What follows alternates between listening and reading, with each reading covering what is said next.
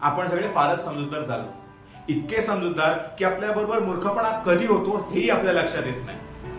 आता उदाहरण द्यायचं झालं तर आपण म्हणतो माझ्याकडे वेळ नाहीये, आणि पुढच्या क्षणी मोबाईल उघडून पुढचे 3 तास आपण काही ना काही स्क्रोलच करत असतो. बघत तर काय नाही ते रील्स.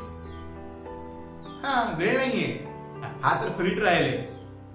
आणि आपण सगळे इतके पॉझिटिव्ह लोक झालो की कुणी चुकीचं केलं ना तरी आपण म्हणतो सोड ना, त्याची काहीतरी परिस्थिती असेल. हो, कारण आपली परिस्थिती मात्र कायम समजून घेण्याचीच असते. आणि आजकाल सगळे बिझी असतात. इतके बिझी की फोन उचलायला वेळ नाही, पण ऑनलाईन दिसायला वेळ आहे. हा कुठला उद्योग? नाही, तुम्हीच सांगा, हा कुठला उद्योग? लोक म्हणतात मी जसा आहे ना तसा मला स्वीकार. अरे, आम्ही आधी बदलायचा प्रयत्न करतोय, पण तू अपडेट येऊच देत नाहीयेस. त्याच्या आधी तू सांगतेस आहे तसं स्वीकार म्हणून. आम्ही बदलायला तयार आहोत, कळतंय का? आम्ही बदलायला तयार आहोत. आणखी एक गोष्ट, आपण सगळे इतके एक्सपर्ट झालो ना, राजकारण, क्रिकेट, अर्थव्यवस्था, नाती, सगळ्यावर आपलं मत आहे. एवढं ज्ञान येतं कुठून? त्या व्हॉट्सअपवरच्या फॉरवर्ड मेसेज मधून.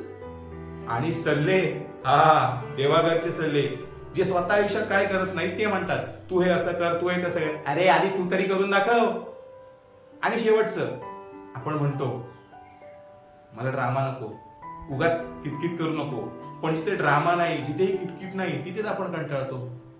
म्हणजे शांती आहे, बरोबर ना? पण मसाला नसेल तर चालत नाही.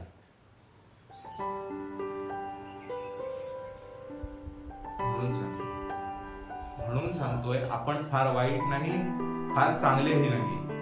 आपण फक्त स्वतःबद्दल कॉन्फिडंट असलेले कन्फ्यूज लोक आहोत. कॉन्फिडंट असलेले कन्फ्यूज लोक.